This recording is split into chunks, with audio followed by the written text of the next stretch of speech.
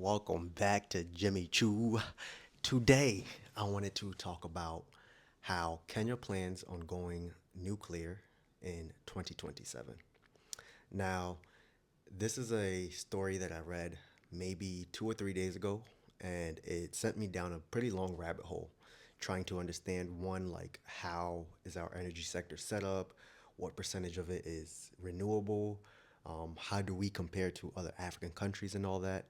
And that's going to be the topic of today.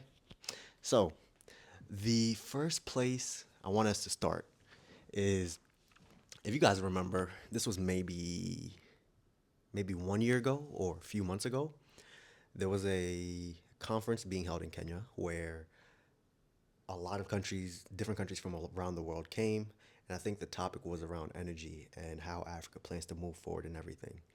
One thing I remember very vividly is Mr. Ruto touting to the rest of the countries about how Kenya is on a renewable path, how we are going to reach 100% renewable energy by 2030 something.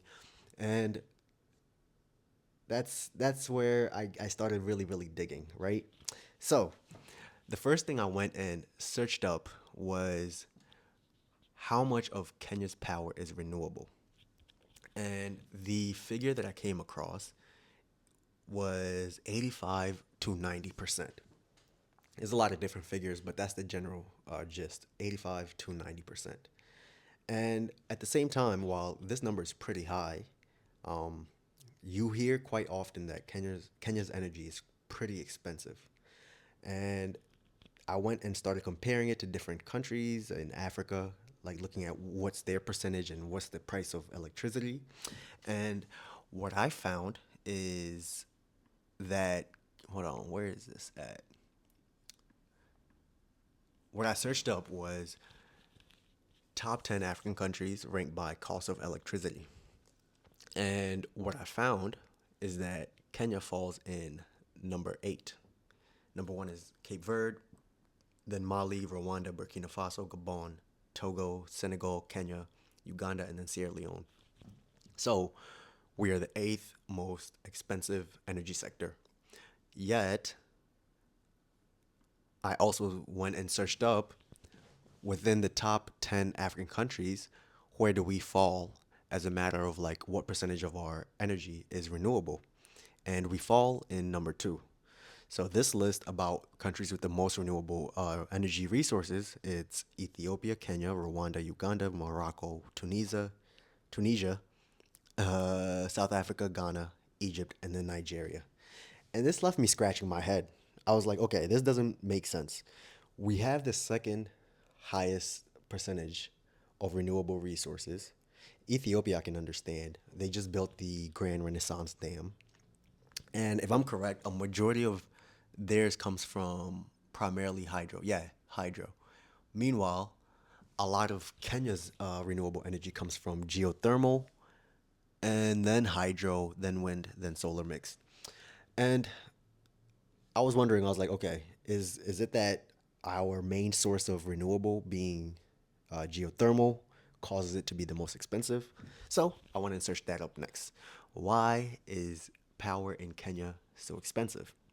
And then the result I got is Kenya's high electricity costs are due to a combination of factors, including historical energy contracts, reliance on expensive imported fuels, inefficiencies in the energy distribution system, and high taxes and levies on electricity. Now, when I hear historical energy contracts, to me that immediately screams corruption. Because when you think about how a government should operate, they should operate in the most efficient way possible. Now, we're talking about energy. Energy goes into everything. It's how we power our homes, our modern homes. We don't cook with sticks burning anymore, right? Everyone has an electric stove. Maybe they have gas, but the majority of our current society runs on electricity, apart from gasoline for cars and stuff. So when you hear that high, I mean historical energy contracts, The reason that screams corruption to me is because when you understand how a lot of corruption in Africa works, especially Kenya, a lot of the money that gets stolen from us is through government tenders. So let's say the government wants to uh, extend electricity to a new town, a town on the edge of Kenya called Jimmytown. So what will happen is they'll put out a bid that we need different contractors who can do this. And what usually happens is someone who's very close to the government ends up winning that bid. And what they do is they overprice and overcharge the government for simple things. Like, let's say it costs $1,000 to put in each post, right, of electricity until it leads out to Jimmytown. What they'll do is they'll come and charge the government $1,500, and then they'll eat all that 500 and everything. So, when I hear that Kenya plans on going nuclear, one, I'm happy because that means that we can expand past our current uh, industries. If I'm correct, like the largest industries in Kenya would be around agriculture, tea, avocados, all the different produce that we export, even cows, meat. We export a lot of goat meat to the Middle East. A lot of different agricultural related sector things is what holds our economy together. And when I look at how a lot of these first world countries have advanced, it's through their industrial sectors. So when you think about countries like China, everything comes from China nowadays. Made in China is a joke. It's a very well known thing. Someone wants to say, oh, what's it called? The Americans don't build anything, of course, because China sends it out to us.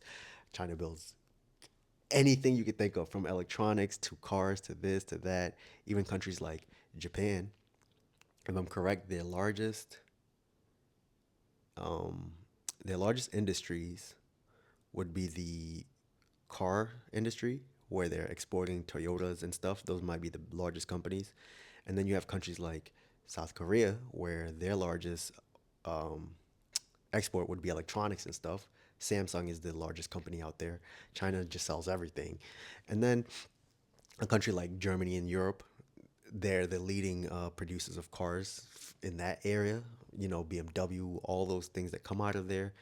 And I'm like, okay, if nuclear reaches Kenya, it will mean that we can expand into larger industries. And larger doesn't necessarily have to mean that we go and start now producing cars as well, or we go and start producing phones. I'm talking about like just making energy cheaper enough for somebody to now open up a small factory where they can manufacture something simple like bikes, right?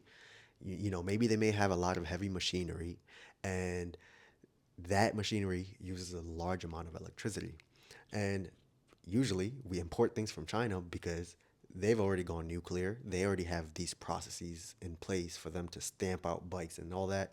So somebody trying to compete with China right now in Kenya would lose very quickly. Even though you're already in Kenya, the cost of electricity, the cost of you running your factory and everything would add up to the point where even China can still undercut you, where they're building their bikes in China and shipping them into Kenya.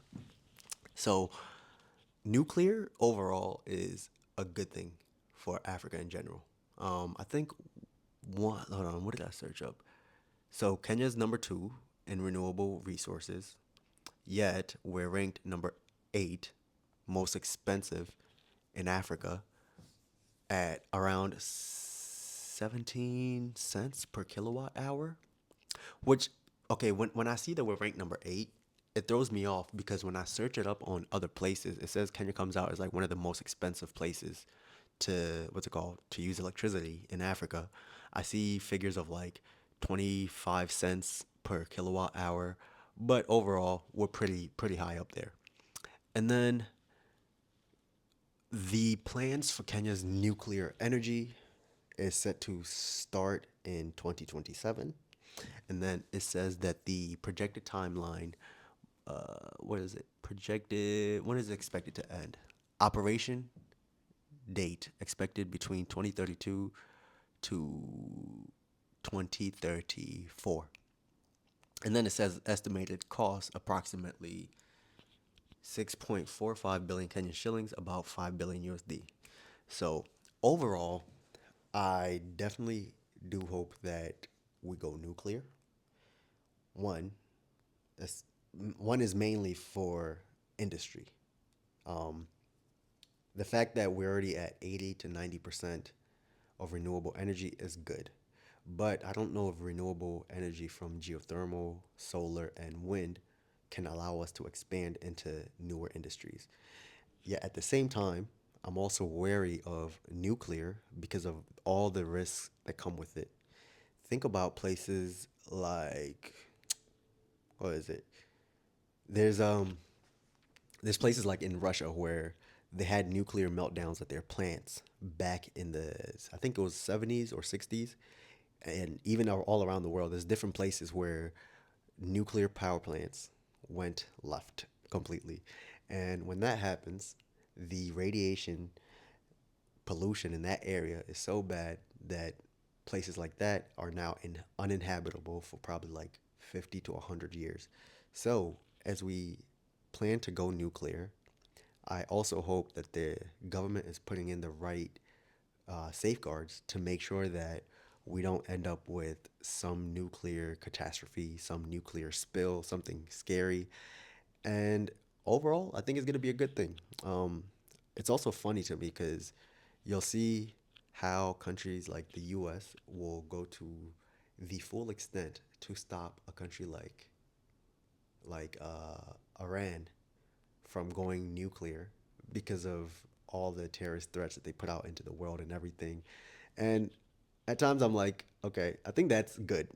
Like, I don't think a country like Iran, with the regime that's currently running it, should should have any nuclear weapons whatsoever. But at the same time, I ask myself, how how safe would Africa be if a bunch of African countries had nuclear, what's it called, nuclear capabilities within weapons? I don't think that would be a good thing. So I hope that we stick to the path of energy. I hope we stay focused. I hope we don't try to deviate and start making nuclear weapons because I'm just like, that's not needed. But overall, I really, really hope that corruption does not follow the nuclear plans because the reason Kenya's energy is so expensive is one, taxes and levies. I don't understand why they tax people so much. And two, the shady government contracts that we can't see, where it could be something as simple as someone who's supplying all the power boxes or all the transformers and upcharging the government by hundreds of thousands of shillings per transformer. So overall, that's the end of this video.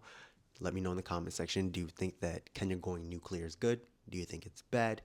Do you think that corruption will also follow the nuclear path to where some government officials will come in and sign some more shady contracts? And at this point, it won't even make a difference. You'll be pretty much paying the same amount because of all the trumped up taxes and everything that they put on top.